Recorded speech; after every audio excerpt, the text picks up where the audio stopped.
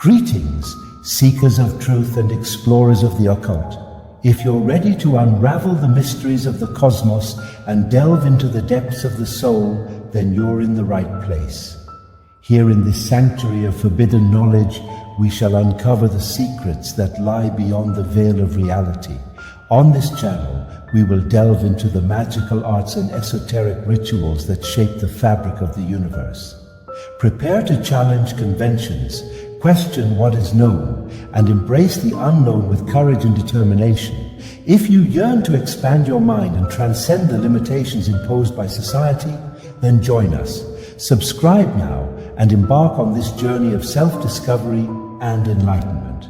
Together we shall unravel the enigmas of the universe and conquer the mysteries that lie beyond the horizon. See you on the other side.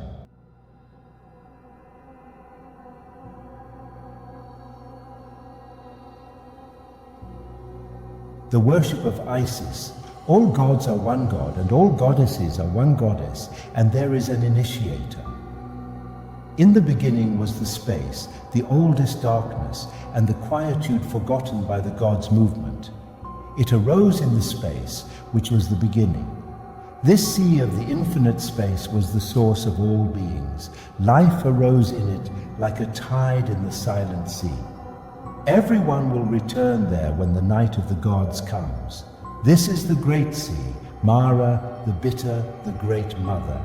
And because of the inertia of space, the movement of the gold arose like a tide. She is called by the wise as the passive principle of nature and is considered as water or space that flows. But there is no flow in space until power stirs, and this power is the active principle of creation. All things partake of the nature of the active or passive principle and are directed towards the 3 times greater. Hermes engraved on the emerald tablet, as above and below. On earth, we see the reflection of the play of celestial principles in the actions of men and women. The Virgin, in her passivity, is even a primordial space. Here the tides pink. The male is the giver of life. These, in the creation of life, play the active and passive parts. Through him, she becomes creative and fertile, but from him is the child. And he, though the giver of life, passes away empty-handed. He spends himself, and nothing remains of him except when she calls him a companion. His life is in her hands, his life that was and is and will be. Therefore, should he worship the passive principle, for without her he is not. Little does he know that he needs her in all modes of life. She is the great goddess. All gods are one god, and all goddesses are one goddess, and there is an initiator. She is called by many names, by many men, but for all, she is the great goddess of space, earth, and water. As space, she is called Ar, mother of the gods who made the gods. She is older than time.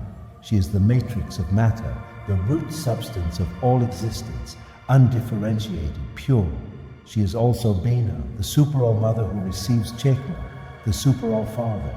She is the giver of form to the formless force by which she can build. She is also the bearer of death, for that which has form must die worn out so that it may be born anew for a fuller life. All that is born must die, but he who dies will be born again. Therefore she is called Mara Bitter, Our Lady of Sorrows, for she is the bearer of death. Likewise she is called G, for she is the oldest earth, the first formed from the shapeless. All this is her, and they are seen in her, and all that is of her nature answers to her, and she has dominion over it. Her tides are her tides, her paths are her paths, and he who knows one knows the other. He who comes from nothing she gives, all who descend into nothing she receives. She is the great sea when life arose, to which all will return in the end. Here we bathe and sleep, sinking back into the primordial depths, returning to the forgotten things before time existed, and the soul renews itself, touching the Great Mother. Who cannot return to the primordial, has no roots in life, but withers like grass. These are the living dead.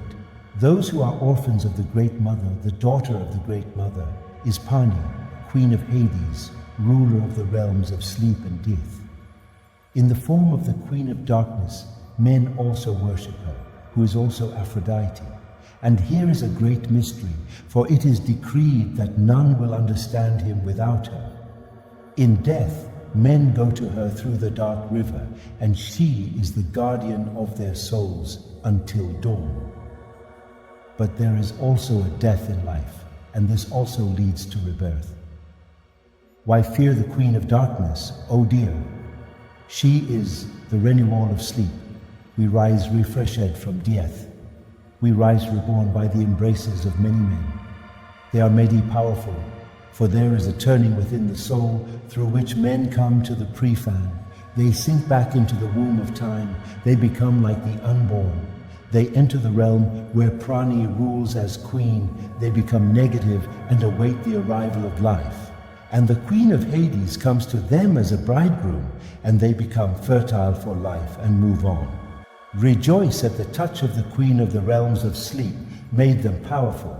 And just as the queen of Hades is the daughter of the great mother, from the great sea comes the golden Aphrodite, giver of love. And she is also Isis, otherwise she is the awakener of what is latent. She calls to potency. She is the attraction of outer space, making the center manifest what is the whole, potent with and ath, unable to overflow and spill into manifestation until the attraction of outer space draws upon him. Balance is fixed in inertia until outer space disturbs the balance, and the All-Father spills out to satisfy space's hunger. Strange and deep are these truths. Indeed, they are the keys to the lives of men and women, and unknown to those who do not worship the great goddess. Golden Aphrodite comes, not as the virgin, the victim, but as the awakener, the desirous, like outer space. She calls, and the All-Father begins the courtship. She awakens the world. The film lies latent within, awaiting the awakener, unable to overflow until given touch, laboring as one who cannot birth until the great goddess turns the latent into potent. How powerful she is, golden Aphrodite, the awakener of masculinity. Our Lady is also the moon called Selene, by others Luna, but by the wise Lana, for in it is contained the number of its name. She is the ruler of the ebb and flow tides. The waters of the great sea answer to her, just as the waters of all the seas of the earth. And she rules the nature of women, but the same is in the souls of men, a flow and an ebb of the tides of life that none know except the wise. And on these tides, the great goddess presides under her aspect of the moon, as she passes from her rising to her setting. Then answer these tides to her. She rises from the sea as the evening star, and the waters of the land rise and flood her, like Luna in the western ocean. And the waters flow back into the earth and are still in that great lake of darkness, where the moon and the stars are reflected, who is as still as the dark underworld. Pani's lake will see the tides of the invisible, moving in it and knowing all things. Therefore, Luna is also called the giver of visions. But all these things are one thing. All these goddesses are one goddess, and we call her Isis, the alum in whose nature all things are found. Virgins and desirous in turn, giver of life and bearer of death. She is the cause of creation, for she awakens the world film. In the same way, the wise call all women Isis. She is who, like the great sea, with it returns to its sink. In her depths, she spends herself and sleeps in total denial. She is who has Isis of the underworld. She awakens the world, the film, and the earth turns green with grain. And all these things are her, and many more, changing from one to another with the tides of the moon and the needs of the souls of men. Answer to her. On the outside, he is the man, the Lord, the giver of life, but on the inside, he takes life in his hands as she leans over him. He kneels, therefore should worship the great goddess, for without her he has no life, and every woman is his priestess. In the face of every woman, let him seek the features of the goddess, watching her phases through the ebb and flow of the tides for which his soul awaits her call. When need be, it must ache in her sterility. Every woman is a priestess of the goddess.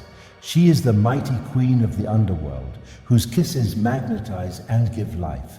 Within her she is all-potent. She is the fertilizer who makes the male create, for without desire, life does not follow.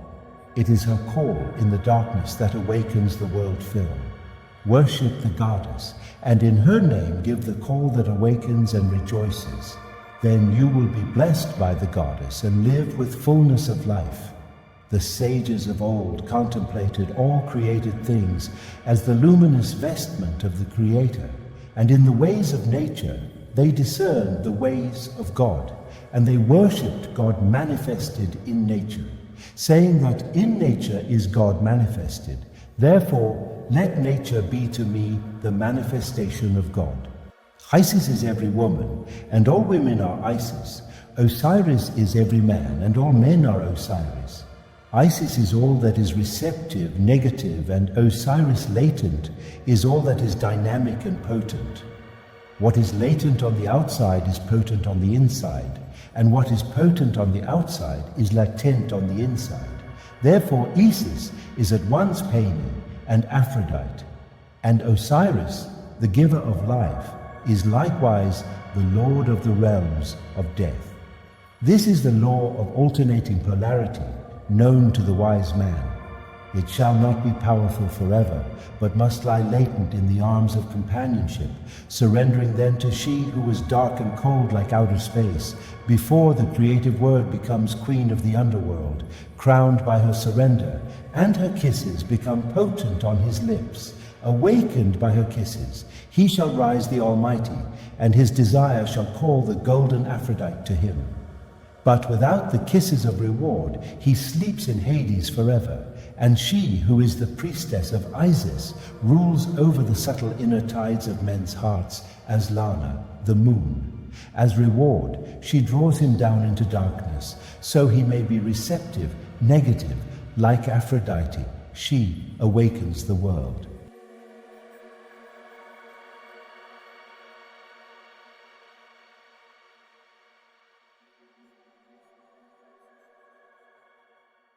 As we draw this mystical journey to a close, remember that the pursuit of wisdom is an endless quest.